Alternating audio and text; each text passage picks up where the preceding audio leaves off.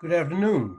My name is Ces Butner, and I'm president of the Rotary Club of Oakland, the third oldest Rotary Club of some 35,000 Rotary clubs throughout the world. I'd like to welcome you to our 53rd club meeting. For over 111 years, we have welcomed Rotarians and guests from around the world to our club meetings. We continue to do so virtually, so if you're a visiting Rotarian or if you're a guest of a Rotarian, please let us know by typing your name and the name of your club into the chat box located at the center bottom of the screen. Probably what indicated by the red arrow on the slide you're viewing now. By doing so, we will be able to recognize you later in this meeting. Also, we recommend the participants view this Zoom meeting by clicking the speaker view button located in the upper right-hand corner of the screen. And if you have comments throughout the meeting or questions for the speaker, please use the chat button at the bottom of the screen for that as well.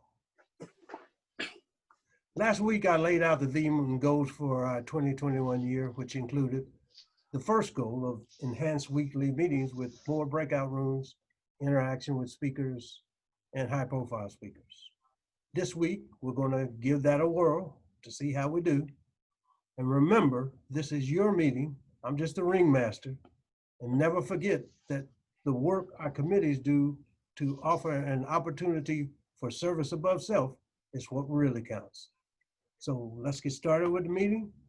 And we traditionally begin our meetings with our reciting of the vision, which is, do we have it on the screen? Yeah, together we see the world where people unite and take action to create lasting change across the globe, in our communities, and in ourselves. And now for the thought for the day, Rotarian Ibani Cobb. Afternoon. Today's thought of the day is from civil rights activist Audre Lorde, who said, "It is not our differences that divide us. It is our inability to recognize, accept, and celebrate those differences." Thank you. Kind of makes you go, I like that. Former District Governor Ed Jelen, do we have any visiting Rotarians?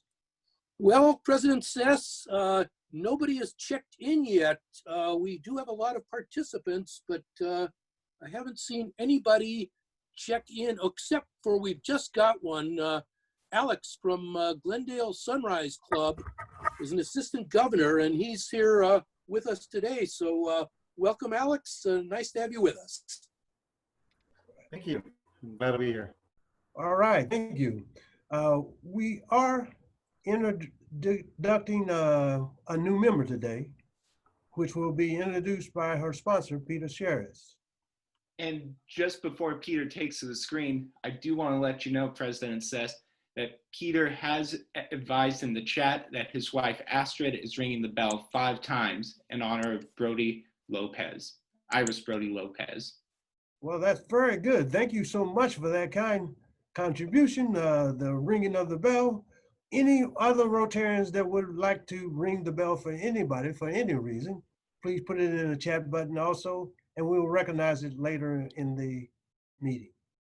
Now, Peter, you have I would like to ring the bell 5 times in honor of Iris Brody Lopez, whose house closed escrow yesterday. Well, thank you so much. Peter, yes, introduce I'm here. Your new sponsor. Will you please give us 2 interesting facts about our newest Rotary member? It's all I yours. will. So I have the pleasure of introducing Maria Saverimuthu. Marie was born and raised in Sri Lanka. She got a degree in engineering and became a CPA, most recently Director of Finance at Kana Software. She's joining our club because of our expertise in global grants. She has a passion for helping children in Sri Lanka and would like to work with us to develop a global grant to that effect. 2 interesting facts. She ran her first marathon at the age, over the age of 50, which I find incredibly impressive. And also, she must be an incredibly independent woman because at the age of 5, she told her family that she wanted to leave them and go to boarding school, which she did. So I'm looking forward to meeting her in person when this disaster of an epidemic is over. So please welcome Maria Saverimuthu. Thank you. Thank you, Marie. Thank you very much for accepting me as a member. First and foremost, my appreciation to Peter, Pat, Renia, and Ed for guiding me through this process. I'm delighted and excited to work along with you all on this year's projects. On a personal note, my objective for this year is to give a step up in life for at least 10 disadvantaged or underprivileged children. With your help, this will not be a huge task to accomplish. Hopefully, we can make a meaningful impact on more needy children, single parents, as well as families. Again, thank you all. Thank you, Marie. We are happy to have you. You have chosen to join us, and I'm pleased to know that your family and friends are always welcome to join us and to participate in our projects and events. By accepting membership, you have adopted our vision, which is together we should see a world where people unite and take action to create lasting change across the globe, in our communities, and in ourselves. You also agree to conduct your affairs according to the Rotary four-way test. Is it the truth? Is it fair to all concerned? Will it build goodwill and better friendship? And will it be beneficial to all concerned? You will receive a Rotary pin, and we hope you will wear it with pride and find pleasure and fulfillment by attending meetings, participating in our service activities, practicing service above self, and by contributing to the Rotary Foundation and Oakland Rotary Endowment. You will also receive via mail your full-way test, a roster with your 300 of your new best friends, a Rotary Made Easy handbook, and our Centennial book. Finally, when we return to live meetings, your red badge will be waiting on you, indicating your status as a new member. So now it is my privilege and honor to induct you as our newest member of the Rotary Club of Oakland. Let's give our newest member a warm Rotary welcome. It's so much different in person. Can't wait till we get back in person. As we slowly return from shelter in place, Mark Rosen, chair of our Higher Venture Committee, wants to bring us up to date on all his activities. I am, and here I am. Take it away. First of all, let me talk to you about High Adventure. I've got 2 announcements to make today, Rotaract and High Adventure. We have upcoming events, and some of the events, or all the events I should say, are going to require social distancing, the wearing of masks, make sure that you haven't been sick or feeling ill, exposed to a person who is ill or exposed to COVID-19. Keep that in mind for all events. The upcoming event I'd like to feature is a hike going to be led by Robert Kidd on August 8th. It's from the McDonald Trailhead. That's from Parkside Trailhead to Bort Meadow. It's a 45-minute gentle downhill slope from the tread hill and about 45-minute return. Dogs are allowed, and this is really cool. So you can bring your dog. They're allowed off leash, but not in the meadow. So there's certain areas you can have to have them on your leash. We're gonna limit it to 12 people. And we are gonna have a sign up on the web. I've gotta get that up on the website. So if you're interested, you can go up and sign up and I will be in touch. Another event that we have been having is cycling. We've had 3 announced rides with more coming. The rides are usually on Sunday, and if you're interested, just contact me. It's as simple as it is. If you're a cyclist and you'd like to be on the road on a Sunday to do some of the local trails here in Oakland, let us know. Steve Blair has been really great in organizing some of these for me, so kudos to Steve. I don't know if he's on the meeting today or not. I do have another announcement. The Columbia store is now open. over where Rosie the Rope Riveter is. I will send out announcements that you can get discounts. I've got discount coupons for all Rotarians that are interested, and you will be receiving that. All right, with that, I'm going to jump on the Rotaract. How am I doing, Ces? You're doing great, doing great. All right, Rotaract. And I see Diana Garcia is joined the meeting, and Diana is the president of our community Rotaract. And I'm going to focus, they have 3 ambitious projects, but I only have time to focus on 2. The first is to feed homeless with cooked meals. Fresh produce, etc., are being donated, but more is needed, and any assistance you can provide would be great. The Boys and Girls Club is currently entertaining the use of their kitchen for the cooking. Another facility would be great. So if you have a resource, something that you can make available to the Rotarackers, please contact myself or Gary Flaxman. Gary Flaxman is really my key to this project within the Rotaract committee. The second one that I'm really passionate about, and so is Catherine Coleman, is the focus on getting to the communities that feel disenfranchised and stressing if they're going to make change, they're going to get to the ballot box. So we're going to have a registration, voter registration drive, and Diana Garcia and them, the Rotaraactors, are really excited about that. Now, as the chair of Rotaract, and because of what the Rotaract are doing, I would like greater participation from Rotary members. So if you have any interest and passion in changing things in the local community, these Rotarackers are there to make that happen. And with that, how am I doing? You did great. All right. And again, a special thanks to Gary and Catherine, who are really driving this with the Rotarackers. Thank you, Mark. I'm sure you'll have many takers for both the bike rides and the Rotaract experience. I can't hear you, Sass. You can't hear me? Can everybody else hear me? I would assume so. Can you hear me? I hear you. Yes, yeah. I All right. hear As you. I said earlier, I think you'll have many takers on both those 2 events. As I said earlier, this year we wanted to generate high-profile speakers. David Stein, our chair of the Speakers Committee, is going to tell us how, and with your help, and how he intends to do it. The floor is yours, David. Thank you, President Ces and fellow Rotarians. It's my honor to chair a wonderful committee called the Speakers Committee. And as I think you all know, our task is to bring you wonderful speakers every Thursday, like today's speaker. Our task is also to make sure that our speakers cover a very diverse range of topics and that the speakers themselves show the diversity that exists in our community and that we want to present. Now, COVID-19 has presented both a challenge and an opportunity for the Speakers Committee.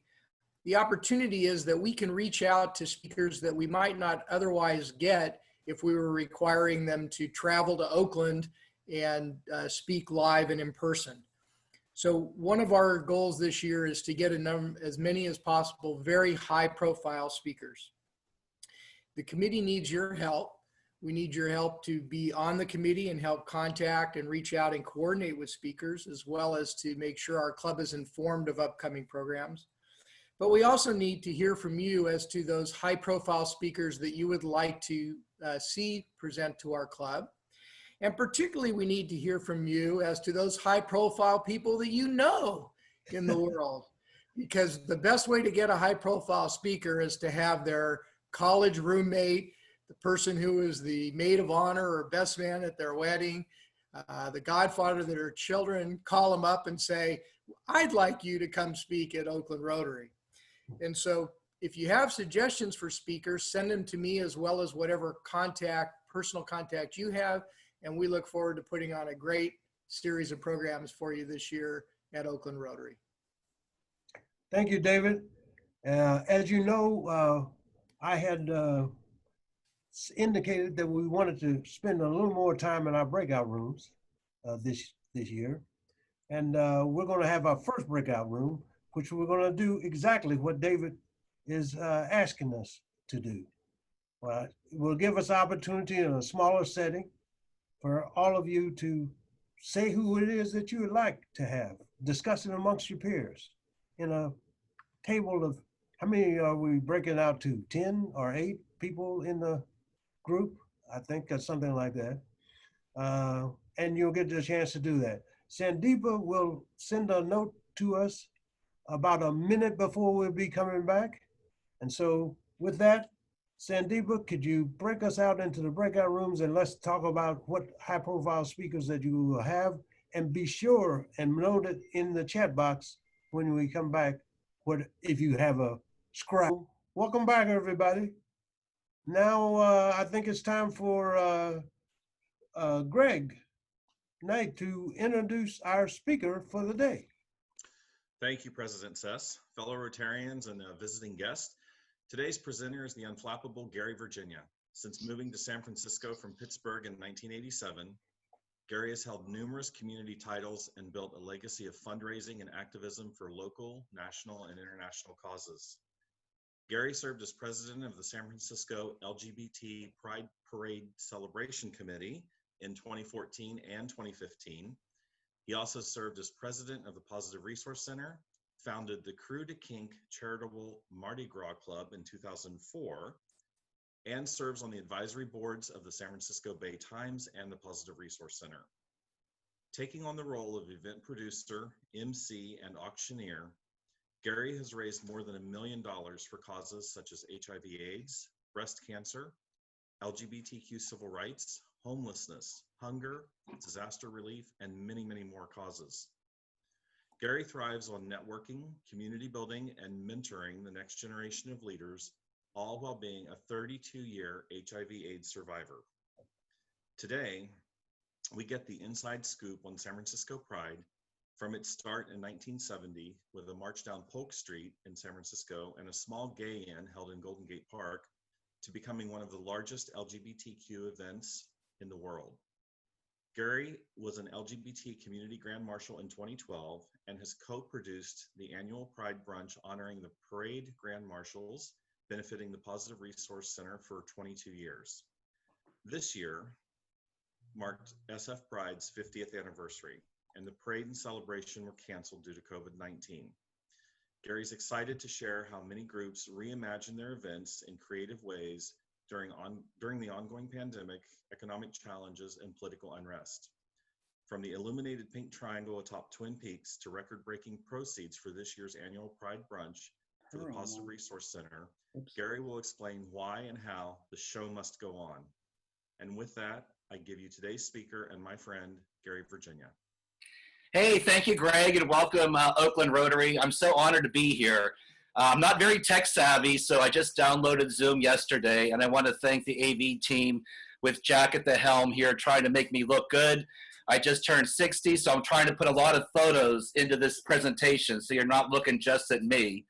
My computer's being run on squirrels and rubber bands and a pot of coffee, so if things go blank, Greg's going to give you the history of barefoot wine and invite Randy to speak too. But let's get the show on the road. You know, how do you put 50 years of Pride into a 20-minute presentation and leave room for those great questions at the end?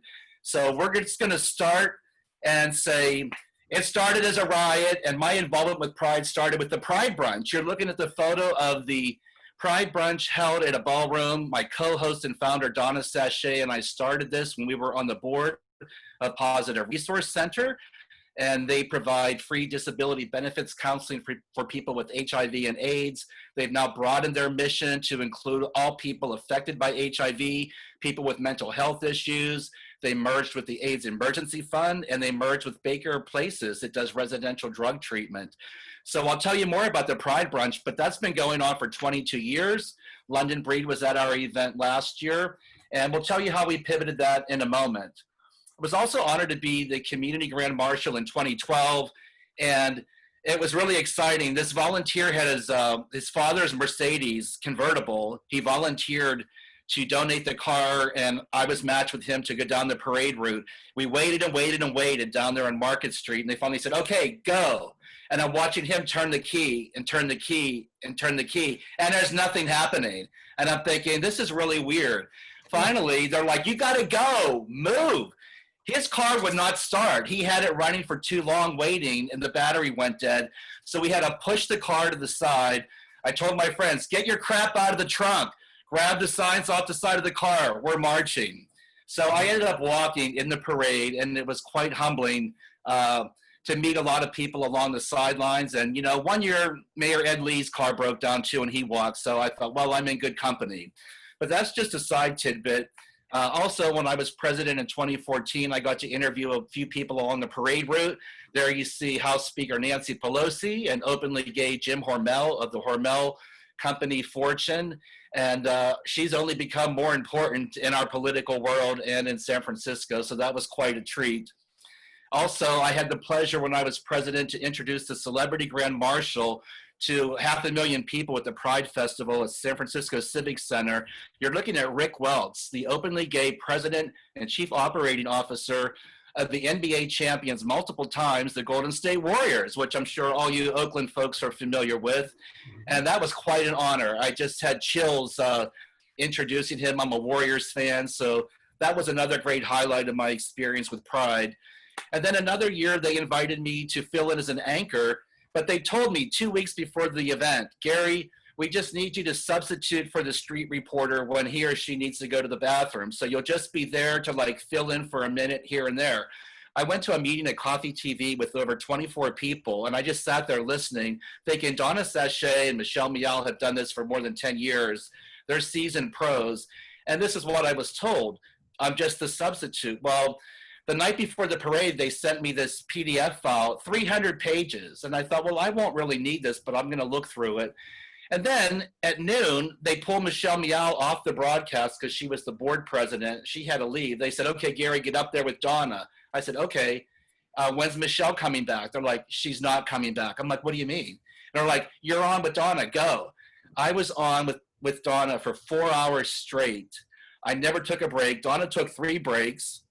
I just sat there, and it was terrifying, and yet it was the experience of a lifetime to be broadcasting. And sometimes you look down at the page where it had the explanation of the contingent, and it'd be some funky wonk tech company that just started named Zimba, Boomba, Gimba, and there's no explanation. And I would just have to wing it and say, and here we have another fine employee group from Silicon Valley with their beautiful green shirts, red shirts, blue shirts, and you just wing it and keep going. But it was a lot of fun. So that's a brief history of my experience with Pride.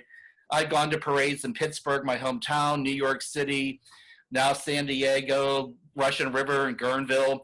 But really, the history of Pride, and I want to get into this with just a tidbit. It started at Gene Compton's cafeteria on Polk Street in San Francisco. The sex workers, drag queens, transgender folks, even homeless folks, everybody hung out there, and the police kept coming in and harassing the gay people. And in 1966, they'd had enough. And one of the queens threw her cup of coffee at the police and fought back. It's been documented with movies and books and photography exhibits, but that was the Compton's cafeteria riots in 1966 that preceded Stonewall. And again, it was the transgender people and people of color and sex workers. It wasn't your gay A-list people starting the revolution. Then we moved to New York City in 1969. Again, the Stonewall Inn, famous underground place. The police, it was an easy target for police to jump in and raid. They had a system where you rang a bell. All the gay men and all the gay women would dance together to try to make it look like they were straight so they couldn't be arrested.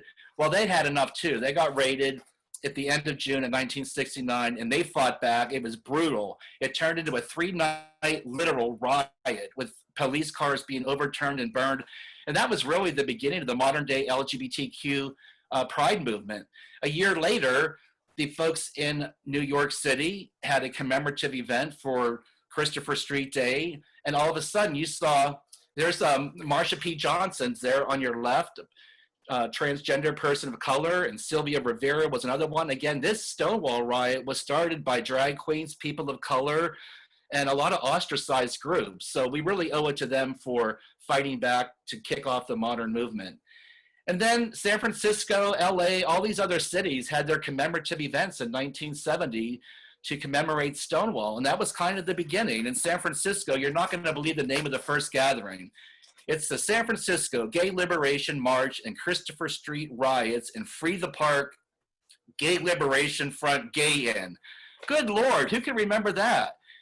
No wonder it's called SF Pride now. It's much easier to remember, but on Saturday, June 27th in San Francisco, about 30 gay men and women in their hair fairies is what they were called. Now they'd be called transgender or transsexuals, marched down Polk Street through what was primarily the gay district back then. The following day, several hundred people gathered at a gay inn at Speedway Meadows at Golden Gate Park. And there you have the beginning of San Francisco Pride. It was not a riot, it was peaceful, but it was commemorative of the riots, and that's what matters, that resiliency.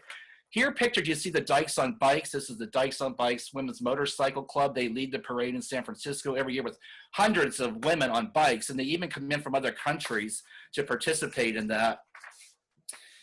And we'll go on to the next slide. I'm not sure what I programmed into here, but these are other shots. This parade now has over 240 contingents. The parade can take 4.5 to 5 hours. It's produced by an Oakland native, Marsha Levine, who's been involved with Pride for 40 years.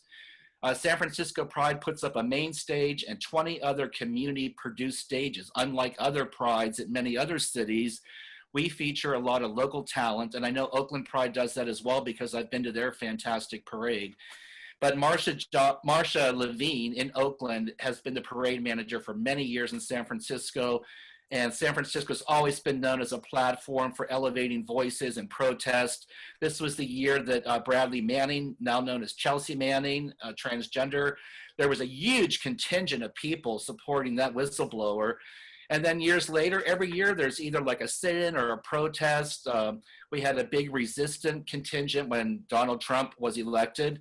And last year, there was also a sit-in that blocked the parade for over an hour. So this is not just a party. This is really a place for everybody to feel welcome, to have your say in the parade, and for us to elevate and activate whatever's going on with the movement. Now, the parade attracts about 1 million people. This is the official logo for San Francisco Pride you're looking at. And the budget is now $4.1 million. There's only 2 full-time staff members. There's about 12 paid contractors who are experts in their field. There's hundreds of volunteers that activate. There's community groups that help raise money with beverage sales and gate donations, with several $1 million going back to the community from the parade and celebration every year. And a few years ago, they did a study. They found that the San Francisco Pride Week events generated $37.1 million for the Bay Area economic base, which is really something. It's one of the largest outdoor festivals in California and the United States. So we really missed it this year. But it wasn't just canceled. They pivoted and had an online celebration for 2 days in San Francisco. There were over 50,000 people who tuned in during 26 hours of programming. A lot of it was live. This is the Latin stage alone, had this many performers that were in the live stream. And this is one of 20 stages that would typically be at Civic Center for the 2-day festival. And the Latin stage, the Soul of Pride stage, the hip hop parade, the transgender pavilion. And also this year, you can't look at Pride 2020 without looking at the intersectionality of the Black Lives Matter movement. It was historic. Here you see on the left, Bay Area native Alicia Garza, who's a co-founder of the Black Lives Matter organization. And on the right is the current president of San Francisco Pride, Carolyn Weisinger. And this was a really dynamic conversation between the two of them about the intersectionality of Pride, the LGBT movement, how it intersects with other minorities and other oppressed groups. And that's just one of many ways SF Pride pivoted during this year. Also, there was Global Pride this year, and also on Pride Sunday, there were multiple marches. Even though the Pride Parade was canceled, activist Juanita Moore and Alex Ewan organized the People's March on Polk Street from the original march, and it went to Civic Center. There was a march in Dolores Park that ended up closing down Castro Street on Sunday. So there was a lot of spirit and resilience going on, even though there was no parade. And then moving forward, there was also Global Pride, and that was a big online experience produced by Michelle Miao, a past president of Pride. She used to live in Emeryville, now lives in the city. And that, again, was a 24-hour live stream of Pride events all around the world, since we couldn't have them in person in a lot of places. And then I'm going to highlight the Pink Triangle. If any of you haven't heard, there's a fellow named Patrick Carney that started the Pink Triangle in San Francisco as a way to honor the LGBTQ victims of the Holocaust. And I'm going to ask our AV Tech Jack to show a brief video to show you how they pivoted. They were not able to put the canvas up on the hill this year, but just watch the video and then I'll fill in what's not explained.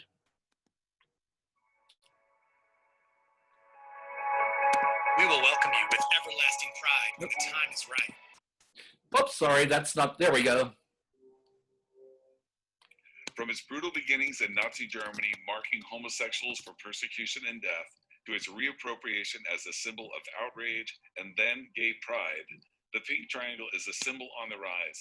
As a way to remember the hatred of the past and prevent it from happening again, Patrick Carney has been leading a group of volunteers in San Francisco to install a monumental triangle out of an acre of pink canvas every Pride weekend since 1996. This year, COVID is preventing volunteers from gathering to install the canvas. But that's not stopping Patrick on the Pink Triangle's 25th year. While Pride celebrations around the planet are going virtual, he's going vibrant. He's teamed with the San Francisco arts nonprofit Illuminate to transform this year's triangle into an acre of pink light. On June 27th at 8 p.m., the city will formally light this beacon of hope, resiliency, and remembrance. Let Pride shine. Thank you, Jack. That was an amazing project. Within 60 days, you know, it takes 175 volunteers to go up and clear the hillside on Twin Peaks. They bring in goats to eat the debris and the poison oak and poison ivy that are up there. And they literally put down painted pink tarps with stakes. It's an acre part of the hillside.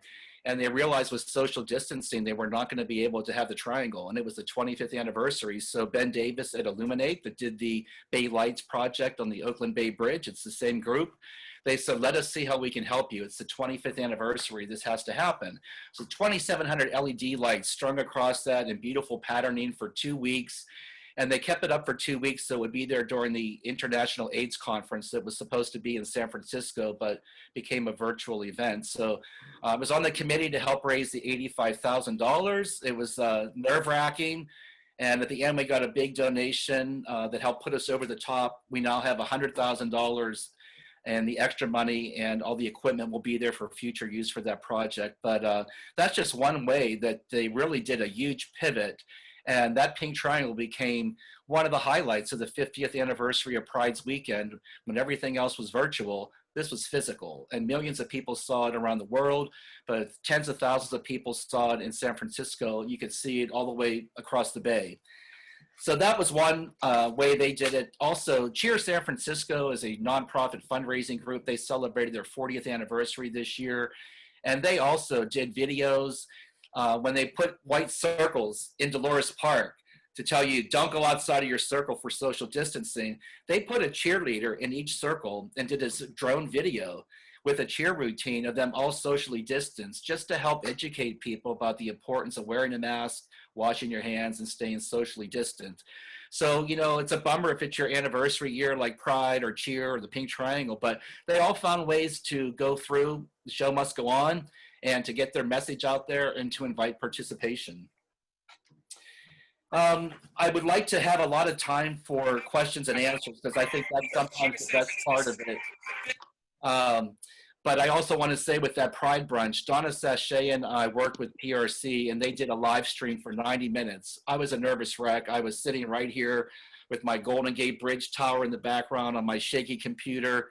And we did a Top Chef cook-off. So I don't know if they have a photo of us, but the Pride Brunch was virtual this year. Uber Eats donated 300 gift certificates for $30 so you could order brunch delivered to your door. We delivered gift bags to the Bay Area viewers. And we had the Grand Marshal submit videos because that's typically part of the event, and an online auction. And it ended up, we thought for the 50th anniversary, wouldn't it be great if we could raise $50,000? Because last year we did $45,000. We had the Grand Ballroom booked at the Fairmont for the event. We had to cancel. And on this pivot, we were like, there's no way we're going to raise $45,000. No way we're going to raise $50,000. Well, during the live stream, people were donating. We had matching funds from Tito's Vodka and 2 board members, and the auction bids were coming in. People were texting to donate for Donna or me, who had to make cocktails and entree and a dessert in this crazy Top Chef competition. Ends up, we raised $55,000. I about fell off my bar stool. I was like, you've got to be kidding me. A virtual experience, people paid the money. No one saw us in person. There was no 3-hour open bar with Corbel and Tito's Vodka, no endless gourmet brunch, no grand marshals to hear in person, no Dixieland Dykes band performing, but people came through. And where we fell short in one category, we made up in another. And I literally was crying at the end of the live stream because it's very emotional to me as a person with AIDS. This is a primarily AIDS, HIV support organization. It's been around for 3 decades. And to know that we hit our goal of 50,000 and $5,000 more was just remarkable. And, you know, the difference as an event planner, no, you don't have like 15 grand in hotel costs, but you also are paying for like $2,000 to produce the live stream. The auction could have 25 items. That cost almost $700 to get that platform. So there are different costs you have to weigh in when you're going virtual, but it's not impossible. And now people are getting more used to it. Here we are on Zoom. And I'm just thankful everything went on as it did, and that we're still going to have an election November 3rd, and brighter days are ahead. So with that, I'll say thank you for having me, and it's open to questions and answers. And thank you so much, Gary. We really appreciate that. It's always very interesting to listen to you whenever you speak. Oh, thanks, Ces. Whatever venue you're in. Do we have questions in the chat room, Sandeeva? Yes, we have a question, Gary. So Gary Knight asked, what are your tips for virtual fundraising? My tips for fundraising? Yes. Well, let me put my hat on. Virtual fundraising. Oh, virtual fundraising. Yeah. I would say always give people an option, a link or a text to donate. You got to make your pitch and tell them why you need that money and how it's going to be used responsibly, and give them a chance to give, whether it's Venmo, Cash App, whatever. Secondly, you can do a raffle online. You could do an auction online. You could text to donate. I have a friend, drag queens, violinists, karaoke singers. They're all doing live Facebook Live things. And you just put your account of where people can donate. It's the simplest way to do it. There's also GoFundMe. We use GoFundMe's charity site for the Pink Triangle with a goal of 85,000. And, you know, there might be a service charge with that, but it's a great, easy platform for people. You can remain anonymous. You can list your name. You can make a gift in honor or memory of somebody. So that's some quick tips. Okay. So Dudley asks, can you talk about the outrageousness of the parade, even during the most serious times like the late 80s? Well, you know, it's controversial. When you're trying to put a parade on where everybody's welcome, hello, you get the nudists, you get the leather men and women, of which I was Mr. San Francisco Leather in 1996, back in the day. You know, I had to throw my chaps away. They could stand up on their own. They were so old and they didn't fit me anymore. Now I put leather on. I say, the first cow that wore it, it's tighter on me. I just can't. But I love my leather community. We raise a ton of money. And there's years where they were controversial, and years where the nudists were controversial, and years where the atheists were controversial. And then people didn't want the police. That's the biggest thing right now, is not wanting a police presence. But I can tell you, there's no city in America that's going to give you the permits to run a big event with 500,000 or 1 million people if you don't have some kind of a safety plan. And that's going to ultimately involve a police department, the fire department, the ambulance, and more. So the outrageousness, I think, was, you know, probably the party days were a lot more fun, but now pretty much the board of directors at Pride, they have a policy of inclusion and diversity.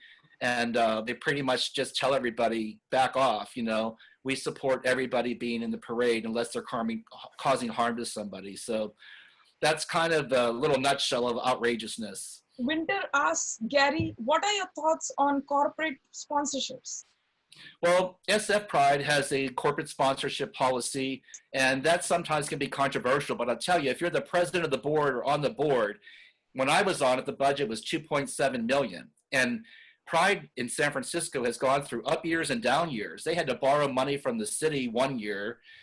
They were in debt different years. We had a great executive director during the 5-year period when I was on the board, and we established a contingency fund, and we wanted to raise $300,000 in 5 years. Well, now it's $500,000 they have in the bank for backup money. But that corporate sponsorship is like 60% of the budget last time I looked. And there's a lot of queer employees of these groups. You know, people might say it's tech heavy in the parade, but that's what's in our local employment base. So wherever you see Pride, you're going to see sponsorship coming from, you know, car makers in Detroit or farmers in Iowa. It just depends where you're located. So we're in Silicon Valley area. We're going to have a lot of tech companies. The people who are queer want to march in the parade. They want to be represented. And it's expensive for these corporations to be in the parade. You can be a community group and pay a couple $100. If you're a corporation, there's a formula for how big your company is, how many employees you have, whether you have a float. The starting price when I was on the board was $15,000 for an employee group to be in the parade. And a lot of those companies had their gay employees raise the money to be in that parade. So I'm a big proponent of it. You know, you have to stay on mission, put the people in the front of the parade that matter with the messaging, and then you pepper in the corporations and the employee groups throughout the parade. But a lot of these corporations are filing amicus briefs for things that go through the courts for the rights of gay people, including the most recent victory with the Supreme Court.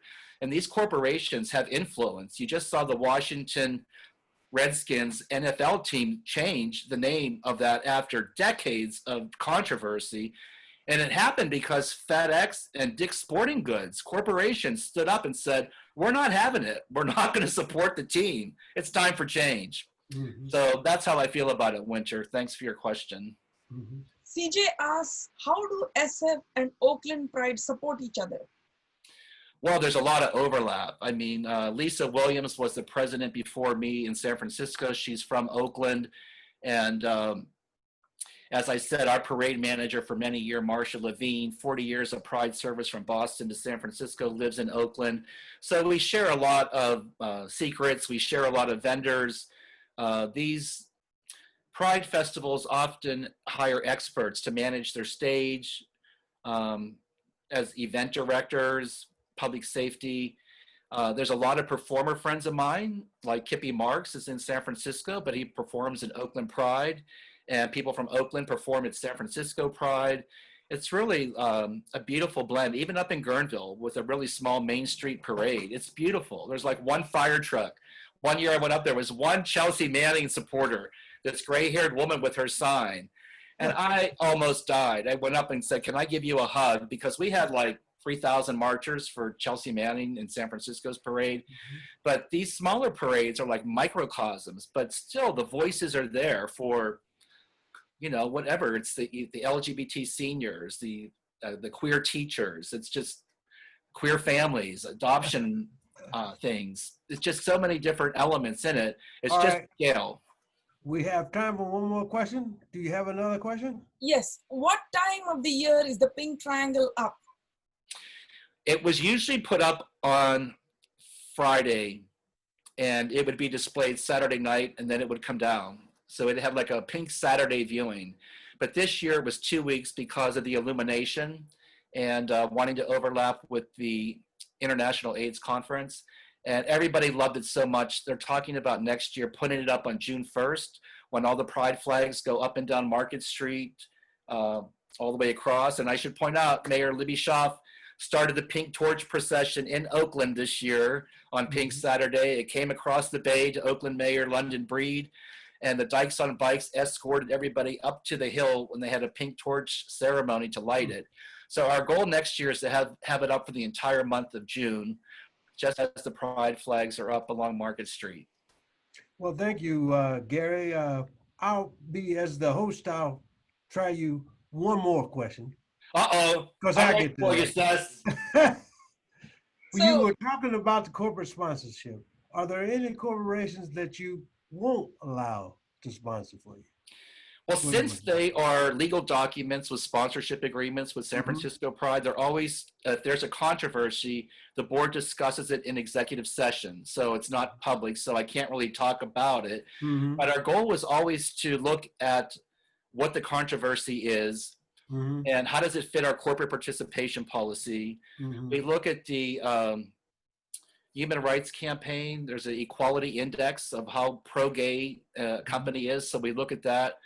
But really, we try to meet with the top people in a corporation and tell them exactly why we don't think they can be in the parade. And we work with them to try to change that. And it could be that they don't have a protective employment provisions for their queer employees. I know one year Michelle Miah was president. She flew out of state to the head of Walmart and told them why they were not going to be potentially in the parade.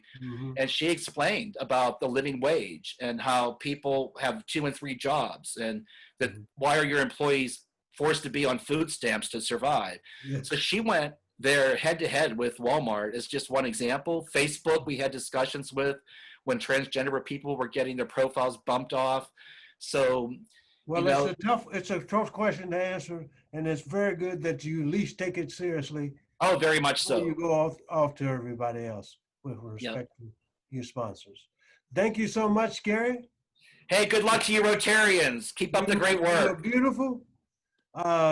This year, our club is making homelessness crisis in Oakland a priority. To that end, and there's a gift for you for being speaker for our day. In your honor, we are making a donation to support our unhoused residents in Oakland. Oh my God, I love that. Thank you so much. We would like to give you our centennial book, which has 100 years of service and friendship, the story of the 3rd oldest Rotary Club in Oakland, written by our own very own Rotarian, Linda Hamilton. Oh, that is so sweet of you guys. Thank you so much. Thank you so much for joining us today, and we really appreciate you, Greg. That's off. All right. Renee, I think Brushkas. Did I pronounce it right? No. Will you tell us how about the next week's speaker? Okay, so next Thursday, put a big giant circle around that day because we are hosting Obi Kaufman, who I met at the Wild and Scenic Film Festival. He's a naturalist, an author, and an amazing watercolor painter. If you ever wanted to be in the same room with John Muir, now is your chance. Ah, that's good. We look forward to that one. I don't know if any of you read his book, but I think you will really enjoy it for next week. California. Thank you, Renee. Thank you, Ibani, for the thought for the day. Thank you, Mark. And thank you, David. And thank you, Greg, for introducing them. Thank you, Peter, for welcoming the new member, Maria. I'd like to end this meeting as... Yes. There's one more bell. There's another bell ringer. Well, let me hear the bell ring, because we always okay. I thought you'd be okay with that interruption. Iris Brody Lopez is also ringing the bell 5 times in honor of Astrid Lacitus, Peter's wife, who helped her sell her house. So thank you, Iris. And ring the bell, Seth.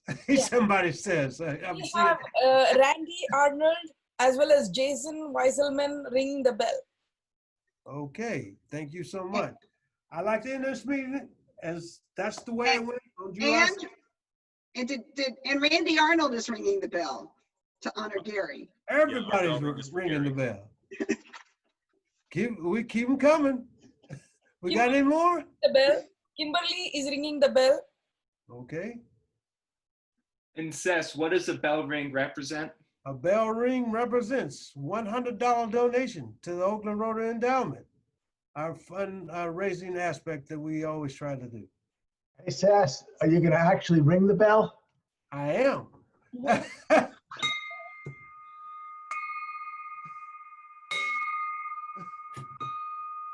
There's about 500 of those that you have come. And that's the way it went on July 16, 2020 at the Oakland Rotary #3, the 3rd oldest Rotary Club in the world. Everyone, remember, Rotary opens opportunity for service above self. And for now, this meeting of Oakland Rotary Club of Oakland is adjourned.